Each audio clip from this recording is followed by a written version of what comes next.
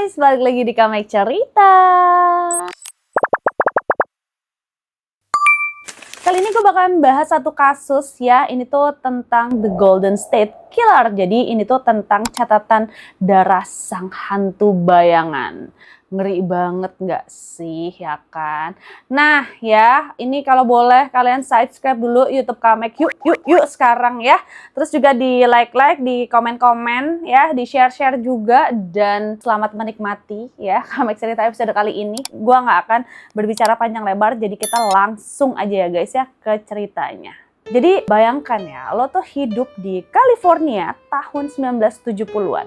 Ini adalah era di mana orang-orang tuh percaya bahwa pagar kayu yang rendah dan tetangga yang ramah adalah jaminan keamanan yang mutlak. Pintu rumah jarang dikunci, terus juga anak-anak bermain sepeda hingga senja, dan suasana pinggiran kota tuh terasa seperti surga kecil yang damai. Tapi guys, di kegelapan malam, di balik rimbunnya pohon zaitun yang tumbuh di sepanjang Sacramento ya, ada sepasang mata yang tidak pernah berhenti mencatat. Dia tuh bukan sekedar pencuri yang lewat ya, dia adalah seorang pengamat yang sangat disiplin. Dia tuh tahu jam berapa kalian makan malam. Dia juga tahu kapan suami kalian berangkat kerja shift malam, dan dia tahu jendela mana yang pengaitnya rusak. Ngeri banget nggak tuh? Dan selama 40 tahun, orang itu adalah hantu yang menghantui 3 generasi. Dan dia memiliki banyak nama seiring perpindahannya. The Visalia Ranch Shaker, The East Area Rapist, hingga The Original Night Stalker. Namun dunia tuh mengenalnya sebagai The Golden State Killer. Kali ini kita akan masuk ke dalam lubang kelinci yang sangat dalam ya. Dan kita akan membedah perjalanan 12 pembunuhan dan lebih dari 50 pemerkosaan dan 100 perampokan yang dia lakukan. Dan kita akan bahas bagaimana seorang pria yang seharusnya melindungi masyarakat, seorang polisi aktif, justru menggunakan rencananya sebagai topeng untuk menjadi predator paling licin dalam sejarah Amerika. Jadi siapin mental kalian ya, karena selama video ini ya, kalian akan melintasi dekade demi dekade teror yang tidak masuk akal ini. Semua dimulai di sebuah kota kecil bernama Visalia pada tahun 1974. Awalnya dia tuh dikenal sebagai si pengacak-acak atau The Visalia Ranch Shaker ya. Namun ada yang aneh guys dengan caranya bekerja. Jadi dia tuh masuk ke rumah orang secara ilegal, tapi dia mengabaikan perhiasan mahal, televisi, atau uang tunai yang tergeletak di meja. Nah sebaliknya, dia justru mencuri hal-hal yang sangat personal dan tidak berharga bagi orang lain. Contohnya kayak pakaian dalam, foto keluarga yang diambil dari bingkainya, medali-medali kecil, atau sekedar koin receh dari celengan anak-anak.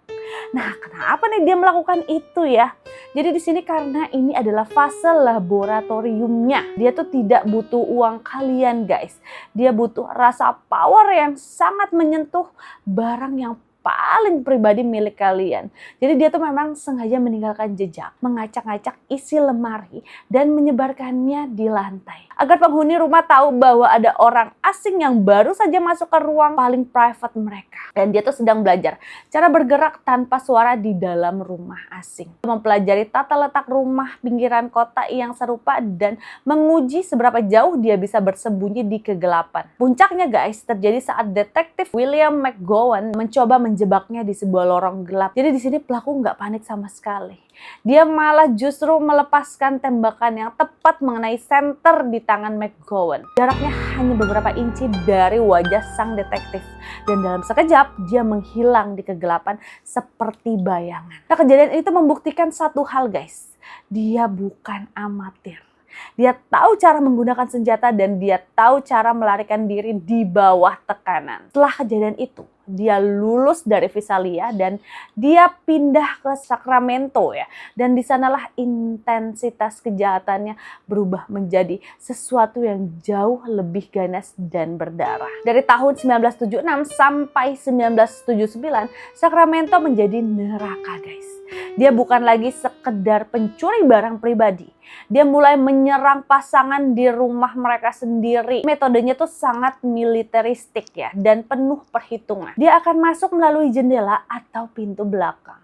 menyorotkan senter ke mata korban agar mereka buta sesaat, lalu mengikat sang suami terlebih dahulu menggunakan simpul tali yang sangat rumit. Dan di sini kita harus membahas detail paling ikonik sekaligus mengerikan dalam sejarah kriminal. Dia akan menumpukan piring-piring porselen di atas punggung sang suami yang terikat tengkurap sambil menempelkan pisau ke leher sang istri, dan dia akan berbisik dengan suara serak yang penuh ancaman. Kalau aku mendengar piring ini berdenting atau jatuh, akan aku bunuh istrimu, lalu aku akan membunuhmu. Sambil sang suami menahan napas dan berusaha tetap diam, tak bergerak agar piring itu tidak jatuh. Dan di sini si pelaku membawa sang istri ke ruangan lain, tidak pernah terburu-buru. Dia akan berada di rumah itu selama berjam-jam dengan santainya makan dari kulkas korban dan meminum bir mereka, bahkan menonton TV. Sementara korbannya terikat dan ketakutan setengah mati ya. Bahkan dia sering mengirimkan surat ke media untuk mengejek polisi. Salah satu suratnya yang terkenal berjudul Excitement Cave. Isinya tuh tentang puisi gelap yang menceritakan betapa dia menikmati ketakutan masyarakat. Di situ dia menulis, kalian semua akan membayar atas kegagalan kalian menangkap. Dan dia bahkan sering menelpon korbannya bertahun-tahun setelah kejadian.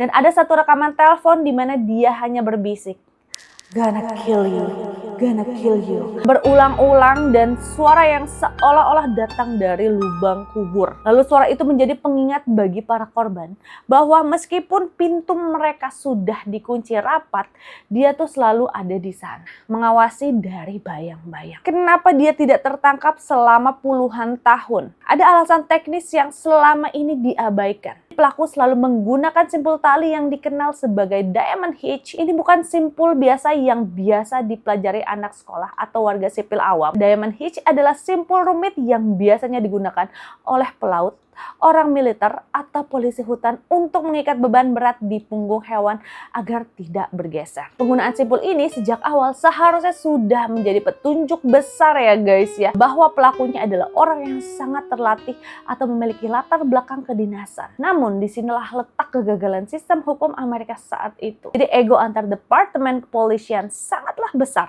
karena belum ada database DNA dan sistem komputer yang terintegrasi. Di sini polisi Sacramento tidak berbagi data dengan polisi di California Selatan. Mereka tuh menganggap serangan di wilayah mereka adalah kasus lokal yang terpisah. Detektif di satu kota tidak tahu bahwa ciri-ciri pelaku di kota lain identik dengan apa yang mereka hadapi. Selain itu ya, karena dia sendiri adalah seorang polisi aktif, jadi saat memulai terornya, dia tahu persis bagaimana kerja tim investigasi. Dan dia tuh tahu kapan mereka melakukan patroli. Dia tahu juga cara menghilangkan jejak sidik jari. Dan dia tahu cara memanipulasi TKP agar polisi mencari ke arah yang salah. Dia menggunakan lencana polisinya bukan untuk melindungi, tapi untuk mempelajari celah agar dia tetap menjadi hantu yang tidak tersentuh. Pada tahun 1980, terornya berevolusi menjadi pembunuhan berantai.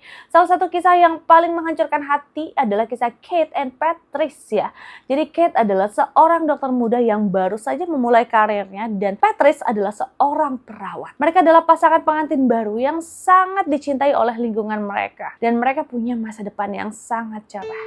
Namun pada suatu malam di bulan Agustus, sang hantu masuk ke rumah mereka di Laguna Niguel. Dan mereka diikat dengan simpul yang sama. Dipukuli sampai meninggoy dengan benda tumpul dan ditinggalkan begitu saja dalam kondisi yang mengenaskan. Keluarga mereka hancur total. Adik Kate, Bruce Harrington ya, menghabiskan 40 tahun hidupnya dan jutaan dolar dari kekayaannya hanya untuk satu tujuan, yaitu mencari keadilan. Dan Bruce adalah orang yang paling vokal melobi pemerintahan Amerika untuk memperluas database DNA. Dia tidak pernah menyerah meskipun puluhan tahun kasus ini tuh dianggap dingin dan mustahil untuk dipecahkan. Kita juga harus memberikan penghormatan pada para penyintas seperti Jane Carson. Dia adalah salah satu korban pemerkosaan yang selamat, dan selama puluhan tahun Jane mengumpulkan para penyintas lainnya lalu membangun komunitas agar mereka tidak merasa sendirian dan terus menekan pihak kepolisian agar tidak menghentikan pencarian. Dan para penyintas inilah yang menjaga api kasus ini tetap menyala. Saat dunia mulai melupakannya, tanpa kegigihan Bruce Harrington dan Jane, lalu Joseph James mungkin tidak akan pernah memakai baju penjara. Tahun 2018, kasus ini tuh sudah dianggap sebagai sebagai misteri abadi. Namun, seorang penyelidik bernama Paul Hall melakukan langkah yang sangat radikal dan kontroversial. Dia mengambil sampel DNA pelaku dari salah satu TKP tahun 1980-an yang masih tersisa dan mengunggahnya ke situs GetMe. Ini bukan database kepolisian, melainkan situs silsilah keluarga tempat orang awam mencari nenek moyang mereka. Ini adalah momen yang paling jenius dalam investigasi modern. Paul tidak menemukan DeAngelo secara langsung, tapi dia menemukan sepupu jauhnya si pelaku. Dan dari satu nama sepupu itu, tim investigasi membangun pohon keluarga raksasa yang melibatkan ribuan nama selama bertahun-tahun. Mereka tuh menelusuri setiap garis keturunan dari kakek buyut sang sepupu, mencari pria yang memiliki kaitannya dengan kepolisian yang tinggal di area serangan California dan memiliki usia yang pas. Pohon keluarga itu akhirnya mengerucut ke satu nama, yaitu Joseph James DeAngelo, seorang kakek tua yang tinggal di pinggiran Sacramento. Dan di sini polisi mulai mengintai rumahnya, dan saat DeAngelo membuang sesuatu ke tempat sampah umum, polisi mengambil sampel DNA-nya secara diam-diam. Hasilnya apa? Kecocokan 100%. Jadi setelah 40 tahun bersembunyi di depan mata semua orang, sang hantu akhirnya memiliki wajah. Saat polisi mengepung rumahnya pada April 2018, DeAngelo sedang menyiapkan makan malam di dapurnya yang rapi. Dia kaget. Dia sempat bergumam bahwa dia merasa ada dorongan di dalam dirinya yang menyuruhnya melakukan semua itu, tapi tidak bisa melawan lagi. Di pengadilan, dia mencoba memainkan peran terakhirnya. Dia berakting sebagai kakek tua yang lemah, pikun, dan duduk di kursi roda untuk menarik simpati. Namun, rekaman CCTV di dalam selnya menunjukkan kenyataan yang berbeda. Dia bergerak lincah, berdiri tegak, dan berolahraga seolah-olah dia masih sang predator sama 40 tahun lalu. Joseph James DeAngelo akhirnya mengakui semua kejahatannya untuk menghindari hukuman mati. Dia dijatuhi hukuman seumur hidup tanpa kemungkinan remisi. Dan keadilan datang terlambat bagi banyak korban yang sudah meninggal dunia. Tapi bagi mereka yang masih hidup, ini adalah kemenangan mutlak atas rasa takut. Gua Kamek, terima kasih sudah menonton video ini sampai habis ya, mendengarkan sejarah kelam ini. Kasus Golden State Killer membuktikan satu hal, kalau waktu mungkin bisa menghapus jejak kaki di atas tanah, tapi waktu tidak bisa menghapus kode genetik yang kita tinggalkan di dunia ini. Keadilan mungkin tertidur, tapi dia tidak pernah mati. Tetaplah waspada, kunci rumah kalian ya. Dan ingatlah bahwa monster paling nyata seringkali adalah orang yang kita percaya untuk melindungi kita. Sampai ketemu di Kamek cerita episode berikutnya. Jangan lupa buat subscribe YouTube Kamek, di like, di komen, di share. Bye guys, rekomendasi Kamek nggak pernah salah.